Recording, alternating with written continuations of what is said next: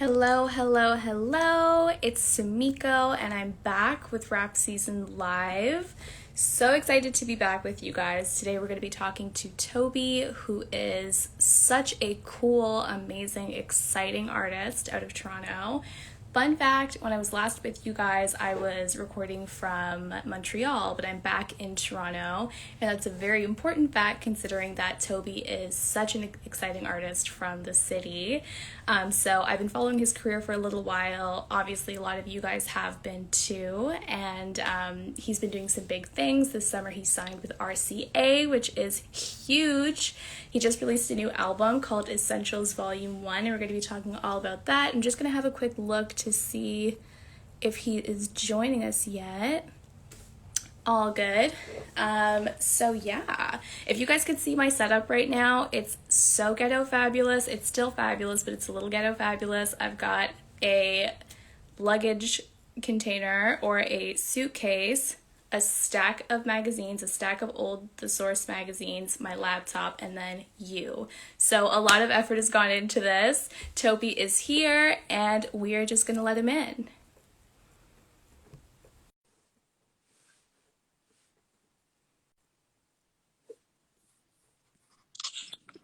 Hi, TOBi. What's going on? What's going on? Nothing much. Happy Friday. Yeah, absolutely. I'm so excited for the weekend. Cheers to the weekend. Oh my God, Jeez. you too. I should have had a mixed drink myself. I'm telling you, enjoy life. You gotta enjoy life. You have to. I love your Dewey. We've got some Mm-mm. waves broiling under there. Not really. Not really, not really. The pandemic, I'm not going to the barber shop as often as I used to. Oh But yeah, we still keeping it tight though. It's still tight. absolutely. What has the pandemic been like for you? Like, did you record your album in quarantine or was it already done? No, I worked on it during the quarantine, but this is music that I've had even prior to, I'm always creating music. I'm always in the studio. So I knew this music was coming out anyways, but with the Mhm. pandemic, I just moved with urgency. You know what I mean? I just moved with urgency and I said, let's get this together and get it out. So it's a blessing in disguise. Totally. We've got a lot to talk about, but I feel like it would be remiss if we didn't talk about something that you've been very vocal about, which is the situation in Nigeria.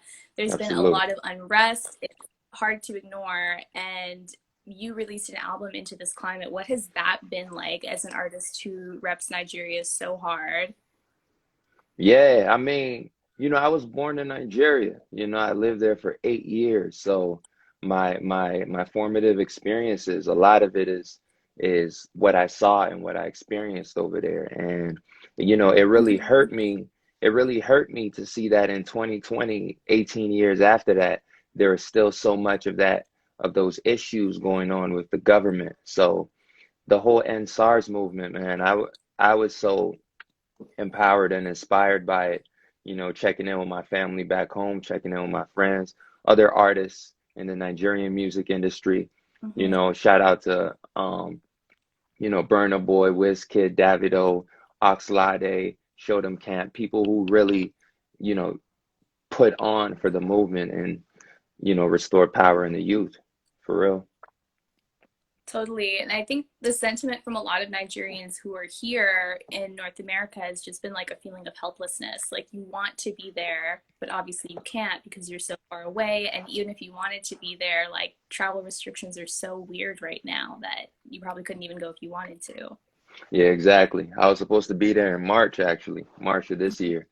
And yeah, because we couldn't fly over, I wasn't able to make it. So I did feel powerless, to Mhm. be real with you. Between that and between the pandemic, it has also been like it's obviously been a really intense year, but you've had a pretty good year yourself. You announced that you were signed, you released an incredible album, you've done so much great work. What has the experience been like releasing an album as a signee? Because I think your first two albums still um, and FYI, those were released independently, but this is your first like big label release. Has the process, like the rollout or the creation, been different? No, FYI was actually an independent release, still was not. So Oh, okay. I'm used to this process a little bit. At this point, Yeah. I think I got to understand a bit of it to this point, but it just means that there's more people involved now in the process of getting it out, Mhm. right? My core team is the same. My core team has been the same since day one, from Mhm. start to finish. And the people that I work with now, they really believe in what I'm doing. And that's the most important thing. The people on your team have to believe in what you're doing. Otherwise, it's just, there's always going to be a block and a disconnect. So I'm so grateful through all of this shit that's been going on.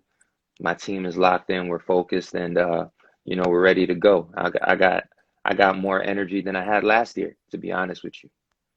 Yeah. Totally. And I think with a lot of new artists, the team is such a crucial component. Mhm. And something that I hear from a lot of new artists is like, how do I even go about building a team? So, how did your super group, your Avengers of teammates come together? Yeah, that's great. So my super group, I guess I'll call them Voltron. Did you watch Voltron?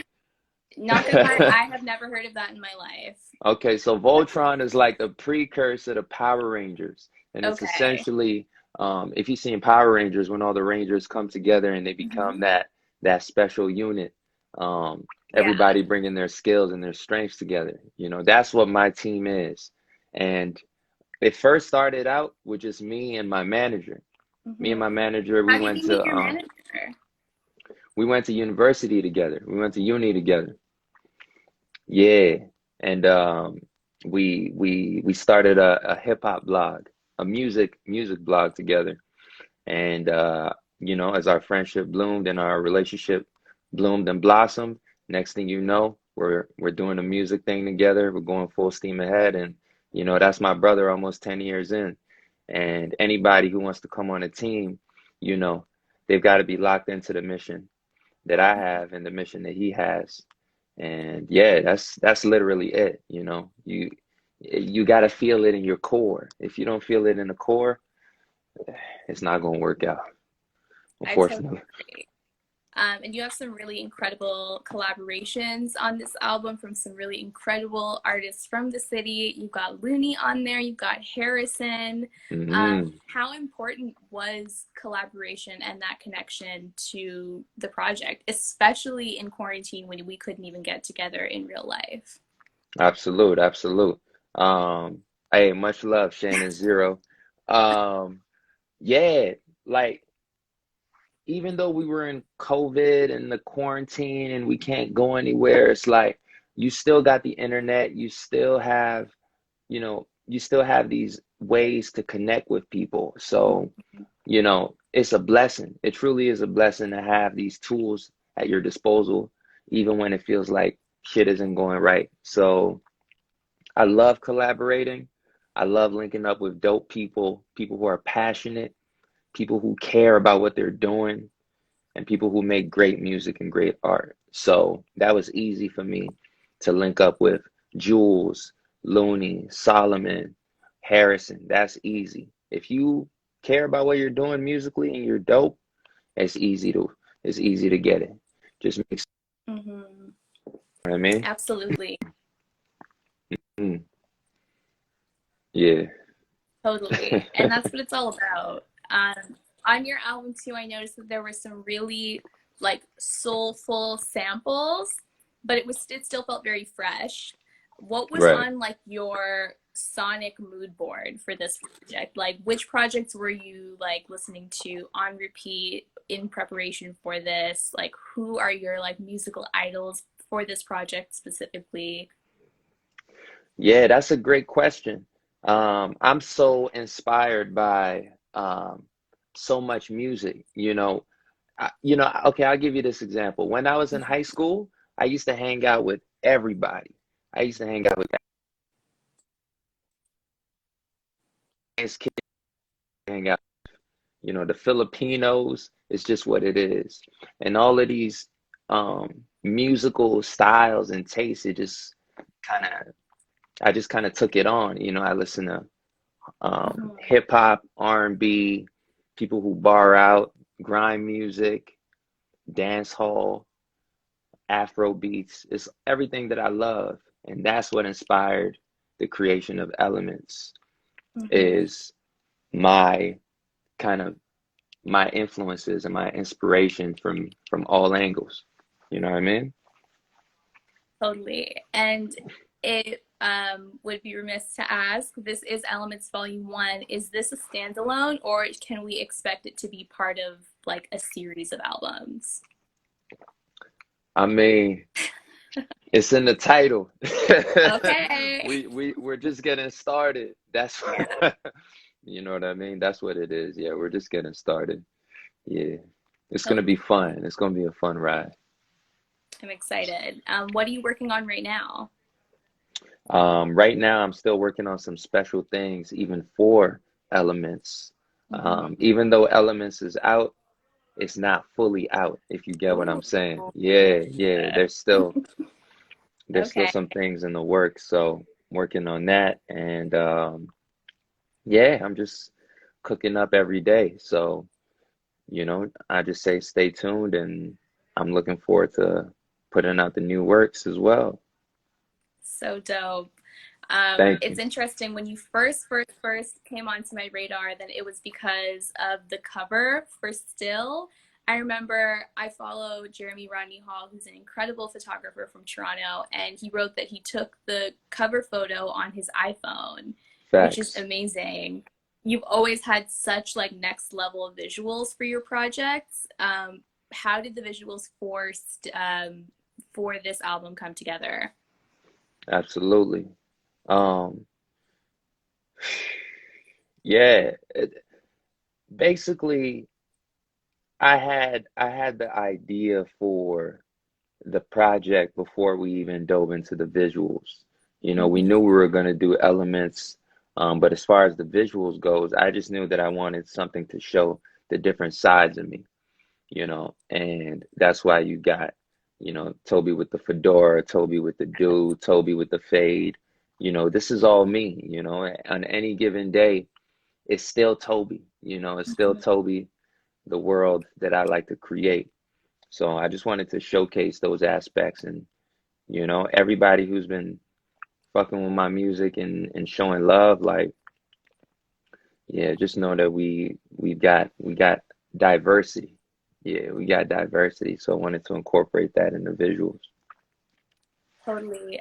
And it's interesting though, because sometimes when you're an emerging artist, there's the decision of whether you want to like just kind of go with one specific thing, one specific, I guess, square in terms of your album, Right. as opposed to like showing your true versatility just so that you can be established as like the guy who sounds like this before you have like a more well rounded sound.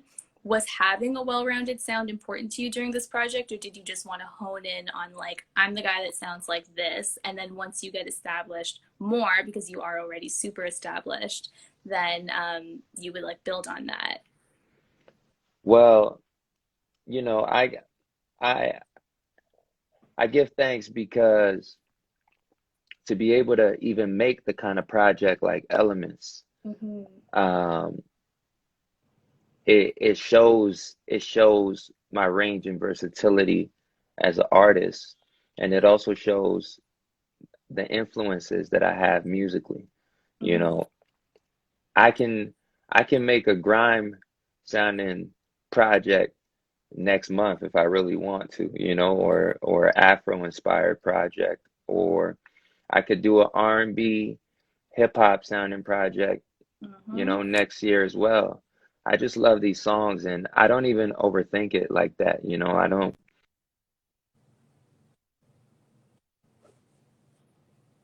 It's music, it's art, it's people are so versatile. Everybody's so versatile.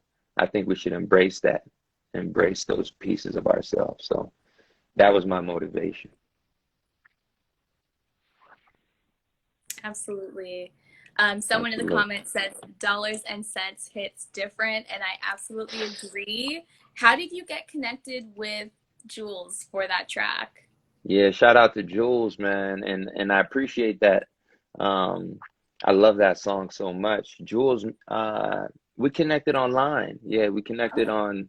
on Instagram after I put out a video last year, and he sent me some packs. He sent me some songs, and we just started working together remotely because he's in London, England, Hmm. right? So, we were just working remotely, and we were supposed to link up in person, prior to all this, but we're still gonna make it happen. We're still gonna make it happen.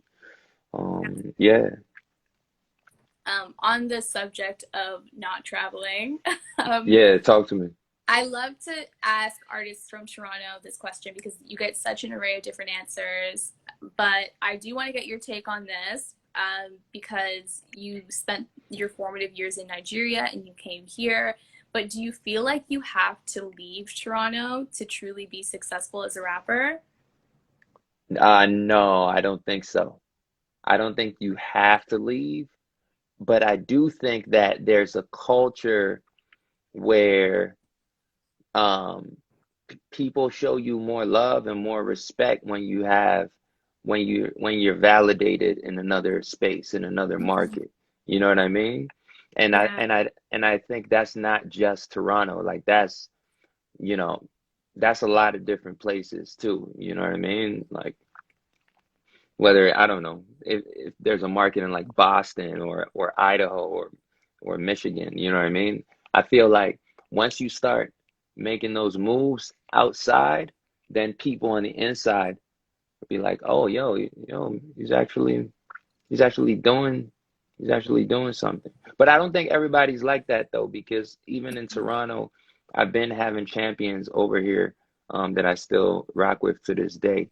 But I will say it's a little different when it comes from outside.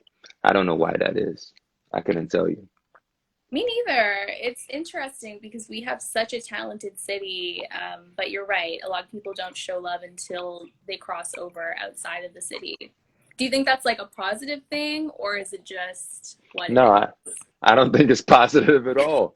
I don't think so because I mean, take this in. It's like, my dad always used to tell me when I was a kid, like Jesus wasn't welcomed in his own town, right? is? And that was a metaphor for, you know, some people don't recognize how good something is because they're so close to it, because they're familiar to it, and it's not exotic anymore. You know what I'm saying? So this isn't a Toronto specific thing, it just sucks that it happens here and we see it. But yo, Toronto has so many talented people, and that's why I have mad Toronto people on the project, because Mm-hmm. I, I love their artistry. Yeah, we gotta water our Absolutely. seeds. We gotta water the seeds in our backyard for real. Totally. I completely agree with that. But before you leave, have to ask you on your IG story today, Yeah, you just posted a story that said, "Some of these rappers, man." yeah. What was that about? What's your relationship to your contemporaries? And how do you feel about like where rap is, where rap's going? Yo, that's funny that you picked that up.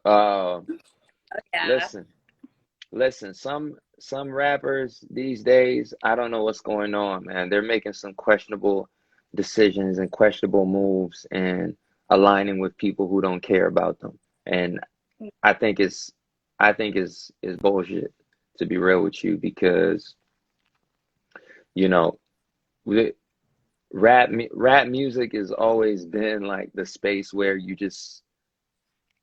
advocate for people who don't have a voice, you know what I'm saying?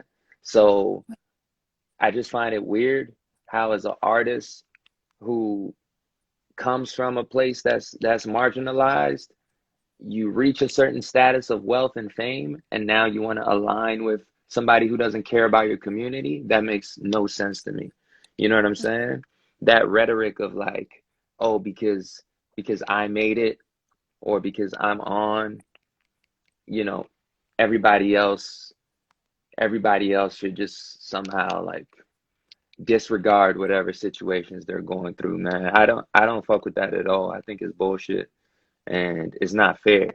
It's really not fair because these people are influential people, influential artists, whether you like it or not, you know? And fuck, it's like the Dave Chappelle Ja Rule skit, it's like let's see what Ja Rule thinks about this. It's like, Where's Ja? listen, I want to know what Ja Rule thinks about it if Ja Rule Mhm. is making sense. Oh yeah. You know what I'm saying? But if he's not, it's like, come on, bro. Don't forget where you came from, man. Like, do not forget where you came from, bro. Come on. It's like it's interesting because on one hand, I've heard people say, okay, well just don't ask rappers about certain political things because like why are they political authorities? But I think like rap in its essence is ultra political and it is like how we communicate our politics. So I don't think that I think that's kind of a cop out. But at the same time, like I think of ASAP Rocky, who like I love, but he had that iconic comment of like my I think he said something along the lines of someone asked him something about like racial politics and police politics and he just said I'm in Yeah. Soho. And then Wait, years what'd he say? later, What'd he say? oh my god, let me find the quote. But I just remember all he said was I'm in Soho. Let me look Oh, up bet. ASAP Rocky, I'm in Soho. And let's see. I mean, look, if a man genuinely doesn't have a political opinion, I'm not gonna hold you. You know what I mean? Not everybody is a political science major. You know what I'm saying? Um, However, hip hop, rap music has always been political, always. So here's what exactly he said. He said, I didn't sign up to be a political activist. I want to talk about my damn lean, my best friend dying, the girls, my jiggy fashion, and my drug inspirations. I live in Soho and Beverly Hills. I can't relate. So he obviously addressed those after his situation being arrested in Sweden, but it's, I don't know, like, can we hold all rappers accountable for things like this? Should we hold all rappers accountable for things like this, or do we just kind of charge it to the game? Well, I'll tell you what I'm not doing. I'm not I'm not looking I'm not looking to guidance from from these rappers. I tell you that much. I'm really Yeah. not. You know, uh, a man had a good tweet where he said, um, you know, don't don't get too attached to celebrities and their opinions because they will forever let you down. And that tweet really hit me. Mhm. That tweet really hit me. And it's just if they weren't rappers or celebrities, they would just be like your uncle down the block. You know what I'm saying? Like I wouldn't if my uncle Mhm. comes to my house and he says some controversial shit or something that doesn't make sense. It's just that's his opinion. So it's tough. It's really a tough space to orbit. But yeah, they're not here for me. They're not. I Shally Yeah, I don't Sings think we just should live said, off that. I completely agree. In the comments, Shally Singh said, that's all people don't get too attached to their opinions, and that's facts. That's That's super facts. facts. We're all learning. We're all growing. And I think with any platform, you should be honest, but you should also be super responsible. And I think that's exactly what you do with your platform. You always speak out for what matters and you say what's real, but also like what the people are feeling. You reflect that in your music, you reflect that in your social media presence. And I'm so excited to see that grow as you grow as an artist. That's love. Thank you very much. I appreciate that. I'm just No keeping it problem. thorough. Are Most you gonna like definitely. give us any other little tidbits of sneak peeks other than volume elements volume 2 coming? Perhaps, possibly, maybe. I mean, all I'm gonna say is this year's not over. You know what I mean? This Mm-hmm. year's not over. There's still there's still things happening. I got visuals. I got some visuals coming for sure.